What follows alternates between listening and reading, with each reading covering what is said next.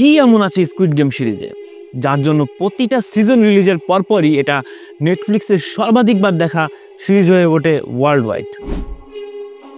এমন কি আছে এই সিরিজে? নেটফ্লিক্সে তো এমন ডিস্টোপিয়ান সার্ভাইভাল হরর থ্রিলার টাইপের সিরিজ বা মুভি অনেক রয়েছে, কিন্তু স্কুইড গেমের ভিতরে আসলে কি আছে যার জন্য এটা ওয়ার্ল্ড ওয়াইড এত বেশি পপুলার? চলুন আজ আমরা স্কুইড গেম ভাঙবো। তো ভাঙাভাঙি শুরু করার আগে অবশ্যই বলে যেতে চাই, আপনি যদি চ্যানেলে প্রথমবার হয়ে থাকেন তাহলে অবশ্যই চ্যানেল সাবস্ক্রাইব করবেন। স্কুইড গেম একটি dystopian survival horror thriller series যেটা 2019-এ প্রথম সিজন মুক্তি পায়।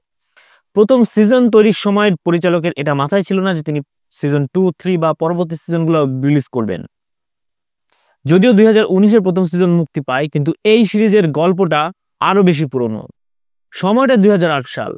পরিচালক ওয়াং ডং হিওক তখন ঋণের জর্জরিত অবস্থায় পর্যুদস্ত। তার মা, তার দাদি এবং সে, তার মোট 3 জনের সংসার চালাতে সে হিমশিম খাচ্ছে। তবুও সে তার অবসর সময় কাটাতো কোরিয়ার নামকরা কমিক ক্যাফে মানহোয়া বাঙায়, যেখানে সে সারাক্ষণ বসে বসে বিভিন্ন সার্ভাইভাল টাইপের মাঙ্গা, কমিক বুক এগুলো পড়তো। এগুলোর সঙ্গে থাকতে থাকতে তার মস্তিষ্ক সবসময় যেন সার্ভাইভাল থ্রিলার টাইপের বিভিন্ন কল্পনা করতে থাকে। এবং তখনই তার মাথায় আসে তার এই কমিক পড়া, এইসব গেম এবং এইসব গ্যাম্বলিং এর সঙ্গে যদি তার লাইফটাকে জুড়ে দেয় তাহলে কেমন হয়। পুঁজিবাদী সমাজ ব্যবস্থায় যত সব দুর্দশা, যত সব অনিয়ম, সবকিছু যেগুলা পরিচালক ওয়াং ডং হিওক তার নিজের লাইফে ফেস করেছে, সেগুলোই সে তার কমিকের এক্সপিরিয়েন্সের সঙ্গে জুড়ে একটি নতুন গল্প দাঁড় করায়, যেটা 2019-এ মুক্তি পাওয়া স্কুইড গেম।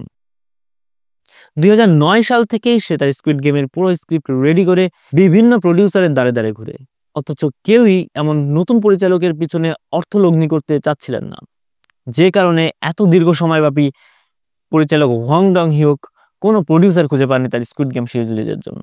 অতঃপর 2018-র দিকে যখন নেটফ্লিক্স সিদ্ধান্ত নেয় তারা হলিউডের বাইরে এশিয়া সহ অন্যান্য বিভিন্ন দেশে তাদের কার্যক্রম পরিচালনা করবে, ঠিক তখনই তারা তাদের অ্যাপ ঘাটাঘাটি করে এবং মার্কেটিং ডিপার্টমেন্ট ঘাটাঘাটি করে জানতে পারে, বুঝতে পারে যে কে ড্রামা বর্তমানে ওয়ার্ল্ড ওয়াইড বেশ ভালোই পপুলার।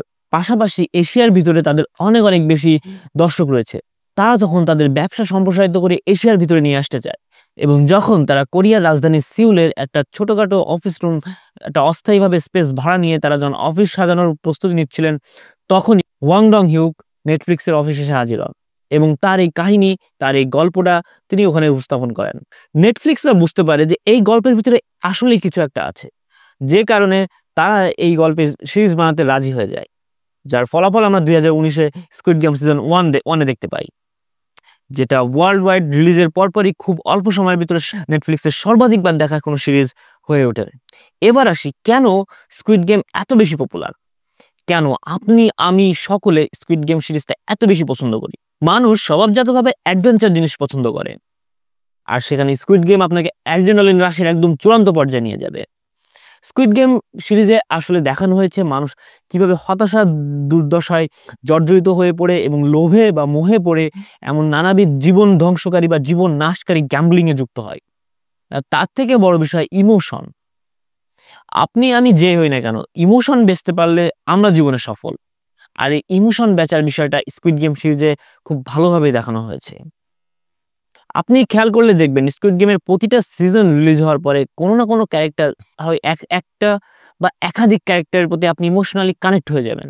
মুভি, সিরিজ, ব্যবসা, এসব থেকে রাজনীতি, সকল ক্ষেত্রেই যারা ইমোশন বা আবেগকে বেচতে পেরেছে তারাই সফল হয়েছে।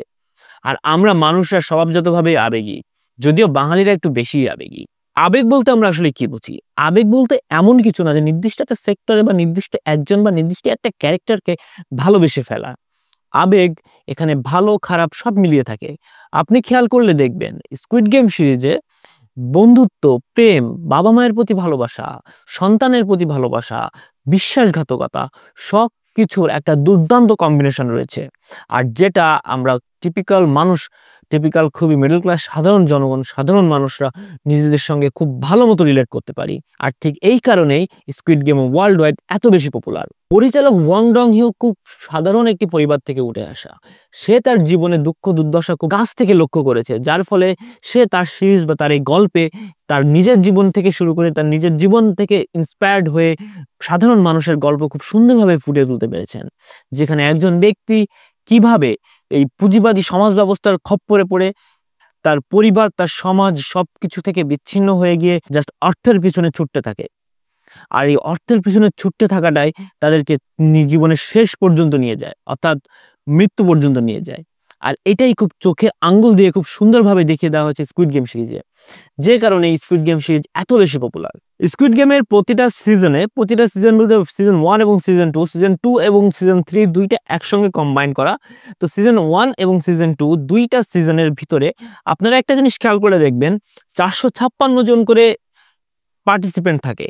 কিন্তু এই 456 জন পার্টিসিপেন্ট কেউই কিন্তু এমন একজন মানুষও পাওয়া যাবে না যে কিনা এমনি এমনি হুদাগামে স্কুইড গেমে আসছে। প্রত্যেকেই অর্থের লোভে, এমনকি তাদের সাধারণ জীবনযাপনে তাদের বাধাগ্রস্ত হওয়ার ফলে তারা এই ধরনের মৃত্যুর কাছাকাছি চলে যাওয়া এমন ধরনের সার্ভাইভাল গেমে সংযুক্ত হতে রাজি হয়েছে। এমনকি আপনি এটাও খেয়াল করে দেখবেন, সিজন 2 থেকে শুরু করে সিজন 2 থেকে এমন একটা অপশন চালু করা হয় যে কিছুক্ষণ পর পর আপনি ডিসাইড করতে পারবেন যে আপনি এই গেমটা কন্টিনিউ করবেন কি করবেন না। কারণ এইখানটাতে কিন্তু পুরোপুরিভাবে একটা মাইন্ড গেম খেলে দেওয়া হয়, যে সম্পূর্ণরূপে এই গেমের সকল ভার আপনার হাতের উপর অর্পিত। আপনি চাইলে এই গেম থেকে চলে যেতে পারেন, আবার চাইলে এই গেমে থাকতেও পারেন। সেইখানে প্রতিটা বারই দেখা যায় বেশিরভাগ মানুষ, অধিকাংশ মানুষই অভাব এবং মৃত্যু, এই দুইয়ের মাঝে মৃত্যুটাকে বেছে নিয়েছে। এমন খুব ছোট ছোট ডিটেলস যেগুলো সাধারণ মানুষের সঙ্গে খুব ভালোভাবে মিলে যায়। সাধারণ জনগণ, আপনি আমি, আমরা খুব ভালোভাবে এটা রিলেট করতে পারি আমাদের নিজেদের সঙ্গে। এমন ছোট ছোট ডিটেলসই স্কুইড গেম সিরিজটাকে এত বেশি পপুলার বানিয়েছে, যার ফলে ওয়ার্ল্ড ওয়াইড এত বেশি ফ্যান বেজ, এত বেশি পাগলামি হয় এই স্কুইড গেম সিরিজ নিয়ে। তো আজকের ভিডিও এই পর্যন্ত। ভিডিও ভালো লাগলে অবশ্যই চ্যানেলটি সাবস্ক্রাইব করে যাবেন। ধন্যবাদ।